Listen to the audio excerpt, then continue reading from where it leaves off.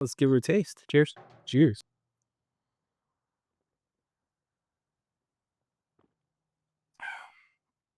Wow. Yeah.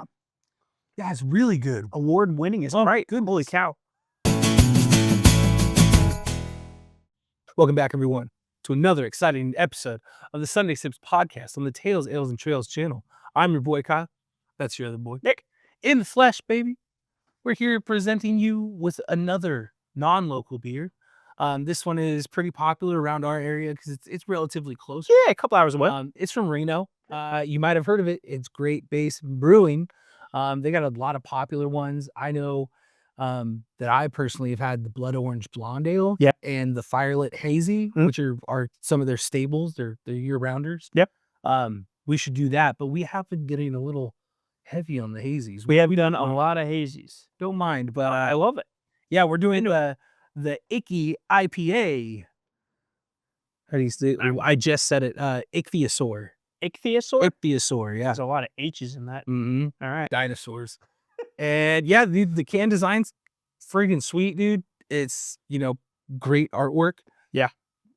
Got a lot of bones in there. That might be an ichthyosaur. I see some squids with some hops as heads. That's cool. I do like that. That's fun. But yeah, just your run-of-the-mill, your IPA, brewed by Great Basin Brewing. Yeah, I like it. Definitely. Well, I'll read this first about the brewery, Sure. and then we can pop just to keep the carbonation in. Yeah. So, from humble beginnings to Nevada's most award-winning brewery, welcome to Nevada Original Great Basin Brewing Company, where we pride ourselves on using as many sustainably grown and locally sourced ingredients as possible. Our passion is to make items from scratch using our award-winning craft beer and the dishes that we serve, like our Icky bread that's made daily from the spent grain used to make the Icky IPA, and our bratwurst sausage using the same great beer. All of our buns, breads, and pretzels are also baked daily by our bakery team at Liberty Food and Wine Exchange. Founders Tom and Bonda Young started Great Basin Brewing Company in 1993 with their pioneering spirit and a love for independent craft beer.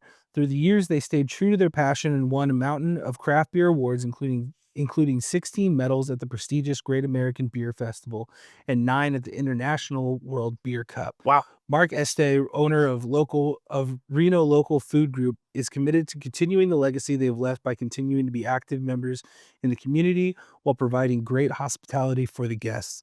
Great Basin Brewing Company, where independent craft beer meets sustainably made local food. Oh, very cool. Pretty wordy paragraph, but a lot of good stuff in there. Yep. I like it. The community aspect. I like the making everything from sustainably local stuff. Yeah, I like the idea of making the Icky bread from the spent grains. Yeah, that's pretty cool. Recycle. Yeah.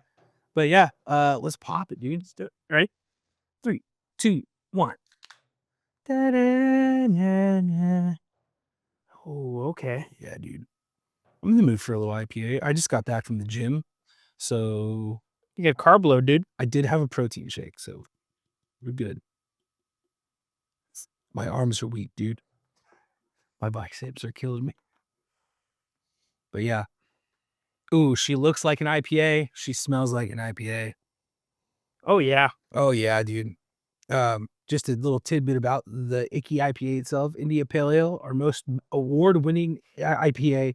Icky pours a light copper with a creamy white head. It has aromas of grapefruit, lime, spruce, pine, and spice. On the palate, this malt-balanced IPA showcases flavors of caramel and citrus without being aggressively bitter. Named after Nevada's official state fossil. Wow. Legendary. Nevada's official state fossil. That's pretty Very cool. ABV on this is 6.4, and I'll have Nick guess the IBUs. Ready, bud? Yeah, let's give her a taste. Cheers. Cheers.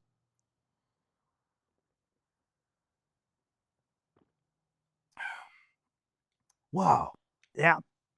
Yeah, it's really good. Award winning is right. Good. Holy cow. They hit the nail on the head when they say not overly bitter, but it's still bitter. And there's a lot of that fruitiness coming out. It's got real present bitterness. I would say not overpowering, but present. Yeah. I would say pale ale. Did you say grapefruit? Was that one of the notes? Because I'm getting that a little bit. Yeah. Which is kind of very fun. fruity. Yeah.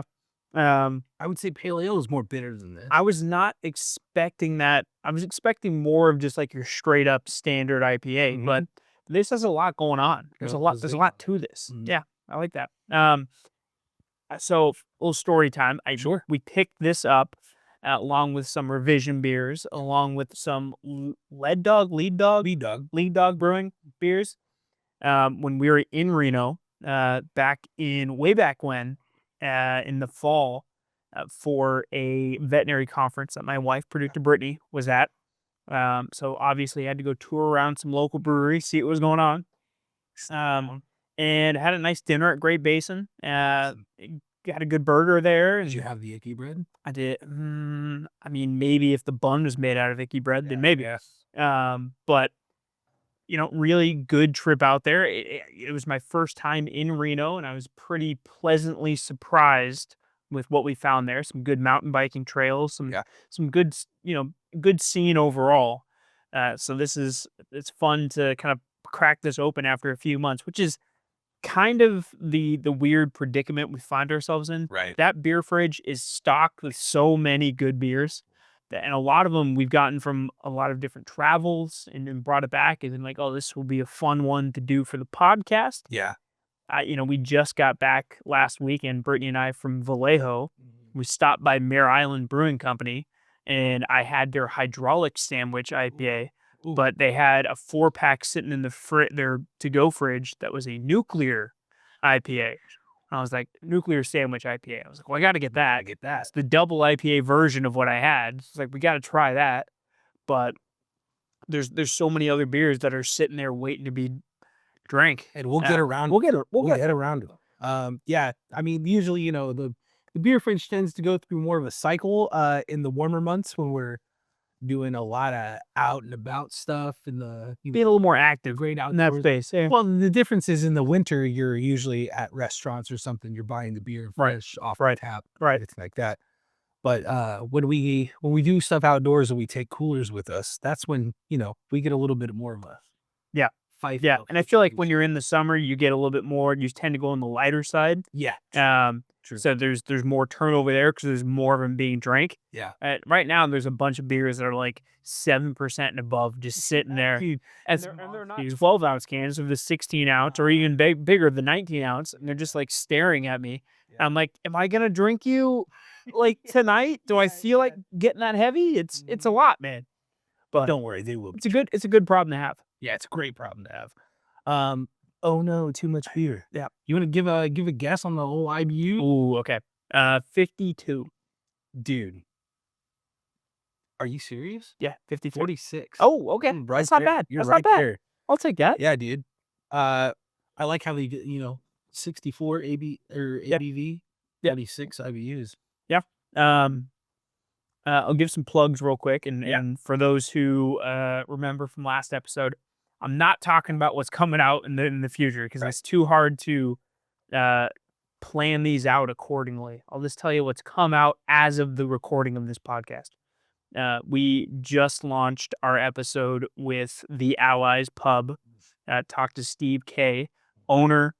It's interesting because it started, or Steve's journey started as British Bulldog Brewery. Right. And British Bulldog still exists to an extent. Yeah. In the sense that the beer that is served at the Allies Pub is largely British Bulldog Brewery beers.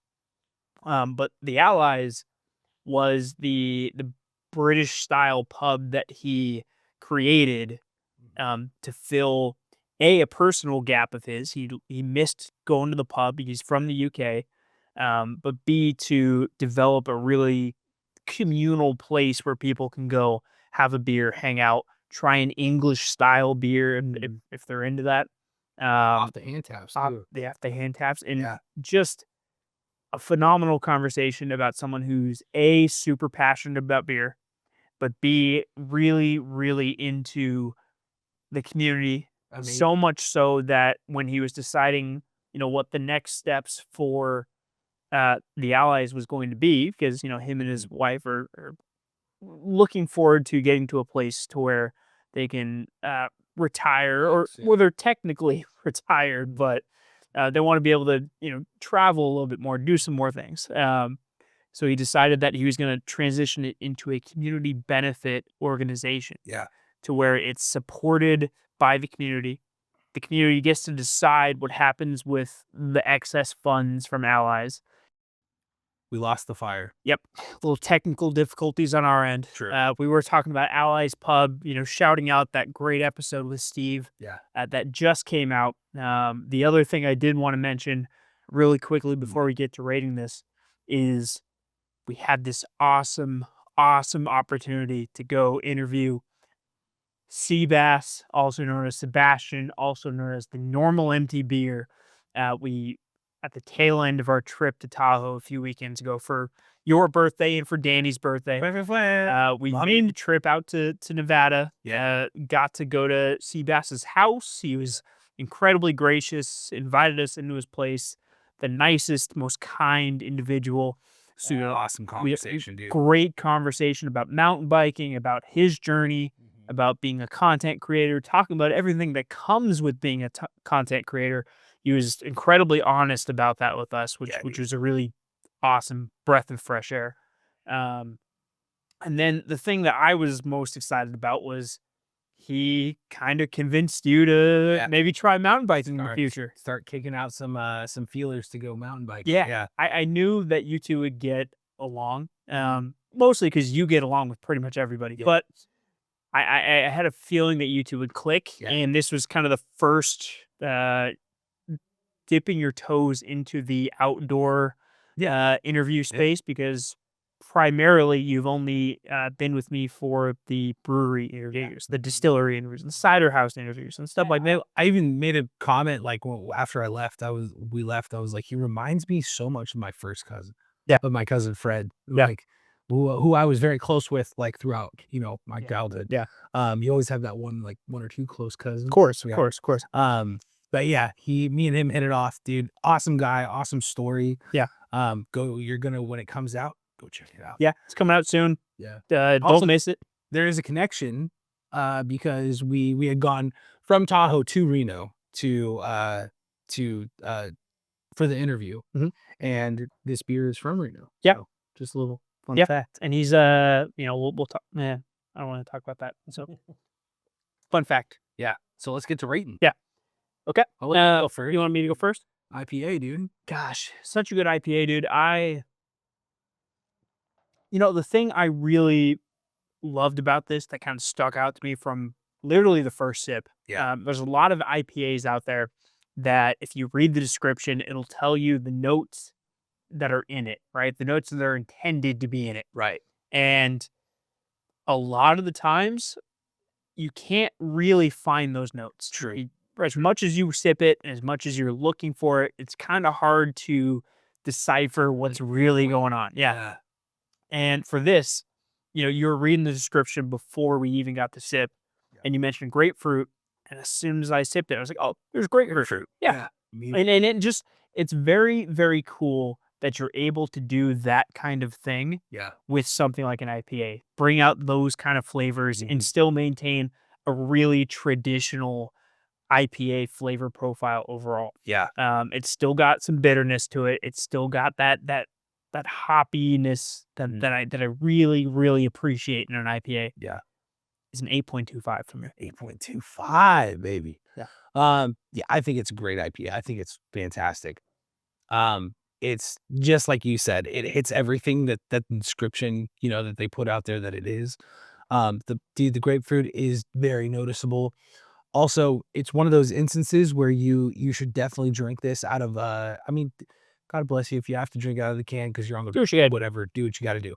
But it is best drank in a pint glass or one of those can glasses, because you get the sensory of the smell. I definitely get all of the pine and the spruciness from it. Yeah, it's very good. And like you said, the afterthought of like the IPA flavor rushes in 100% swallowing. Yeah, 100%. It still hits that profile. I don't think I'm that up there with you, but I'm right in the ballpark. I'm saying it's an 8. Nice. It's solid. Nice. I think it's an amazing IPA. I want this. It's not like too heavy. I still want it during warm winter warm winter. Warm winter. I still want it during warm weather. Whether we're camping or whatever, and it's a late, like chilly night or something like that. Yeah. This is perfect. Absolutely. So yeah, 825, Aid. I like it, man. Cheers. Cheers, pal.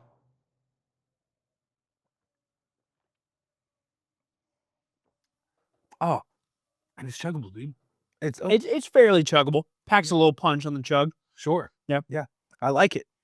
Don't forget, hit that bell, get notified every time we post something, because we're on Instagram, we're on YouTube, we're on TikTok, we're on X. Atta So go find us on all those platforms. We are Tales, Ales, and Trails. We're putting out new content every single week. We're putting out 3 different long form podcasts Yes. now. By the time this comes out, Yeah. our 3rd and kind of the final infinity stone of the Tales, Ales, and Trails network will be in place. For those who are familiar with it from way back when in COVID times, we are bringing back Scooby Snacks. It's a little bit different of a format, but a lot of the elements are staying the same. Scooby Snacks is back.